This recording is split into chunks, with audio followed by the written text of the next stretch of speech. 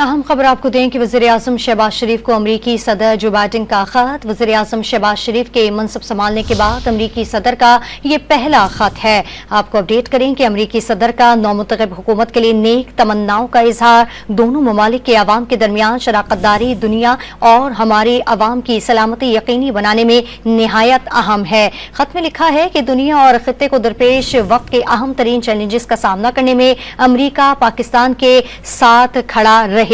सेहत आमा के तहफ़्फ़ुज़, मौशी तरक्की और सबके लिए वो हमारे साथ है। उन्होंने मजीद कहा कि अमरीकी पाकिस्तान ग्रीन अलायंस फ्रेमवर्क में माहौलियाती बेहतरी के लिए हम अपने इत्तेहाद को मजीद मजबूत करेंगे। पायदार ज़राई तरक्की आबी इंतजाम में 2022 के सैलाब के तबाहकुन असरात से बहाली में पाकिस्तान की मामरत जारी रखेंगे। पाकिस्तान के साथ मिलकर इंसानी हुकूक के तहफ़्फ़ुज़ और तरक्की के फरोग के लिए पुरअज़्म है। खत में लिखा है कि दोनों अक़वाम के दरमियान इस्तवार मजबूत पार्टनरशिप में तक़वियत देंगे। दोनों ममालिक के अवाम के दरमियान इस्तवार करीबी रिश्ते मजीद मजबूत बनाएंगे। आपको अपडेट कर रहे हैं इस खबर से कि वज़ीर-ए-आज़म शहबाज शरीफ को अमरीकी सदर जो बाइडेन का खत मिला है और वज़ीर-ए-आज़म शहबाज शरीफ के मनसब संभालने के बाद अमरीकी सदर का ये पहला खत है। अमरीकी सदर का नौमुंतखब हुकूमत के लिए नेक तमन्नाओं का इजहार दोनों ममालिक के अवाम के दरमियान शराकतदारी दुनिया और हमारे अवाम की सलामती यकीनी बनाने में निहायत अहम है।